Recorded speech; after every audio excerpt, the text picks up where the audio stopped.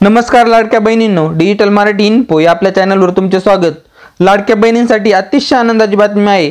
Ladki Bahin e-KYC ची जी काही मुदत आहे ती आता वाढवण्यात आलेली आहे। ई-केवायसी ची तारीख वाढवलेली आहे। आता कोणती तारीख शेवटची असणार आहे याबद्दलची सूचना सरकारच्या माध्यमातून देण्यात आलेली आहे। तसेच ज्या महिलांना पती नाही, वडील नाही किंवा घटस्फोट झालेला आहे त्यांच्यासाठी सुद्धा सरकारच्या माध्यमातून सूचना देण्यात आलेल्या आहे। काय महत्त्वपूर्ण माहिती दिलेली आहे ते आपण आजच्या व्हिडिओच्या माध्यमातून पाहणार आहे।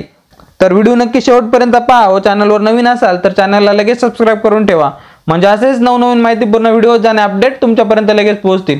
सोबतच आपला व्हॉट्सअप चॅनल आणि टेलिग्राम ग्रुप सुद्धा जॉइन करून ठेवा, म्हणजे असेच नवीन योजनांची माहिती तुमच्यापर्यंत लगेच पोहोचेल। चला तर व्हिडिओला सुरुवात करूया।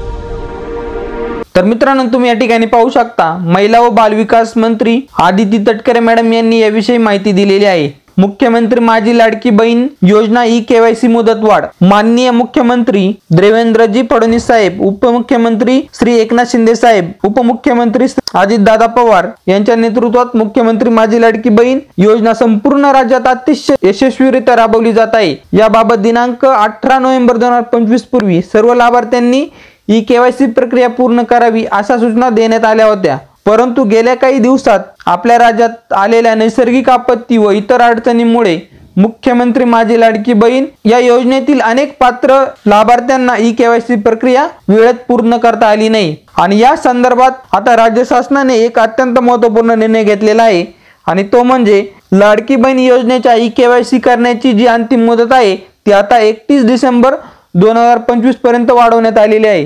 तसेच ज्या पात्र लाभार्थी महिलांचे वडील किंवा पती हयात नाहीत किंवा घटस्फोट झालेला आहे त्या लाभार्थी महिलांनी स्वतःचे ई-केवायसी करावे व त्यांचे पती किंवा वडील यांचे अधिकृत मृत्यू प्रमाणपत्र व घटस्फोट प्रमाणपत्र किंवा माननीय न्यायालयाचे आदेश यांची सत्यप्रत संबंधित जिल्ह्यातील महिला व बाल विकास अधिकारी यांच्याकडे जमा करावे अशा पद्धतीची माहिती देण्यात आलेली आहे। म्हणजेच आता ई-केवायसी ची जी काही मुदत होती ती 31 डिसेंबर 2025 ही करण्यात आलेली आहे। अशा पद्धतीने एक महत्त्वाची अपडेट होती ती आपल्या लाडक्या बहिणींपर्यंत नक्की शेअर करा। धन्यवाद। जय हिंद, जय महाराष्ट्र।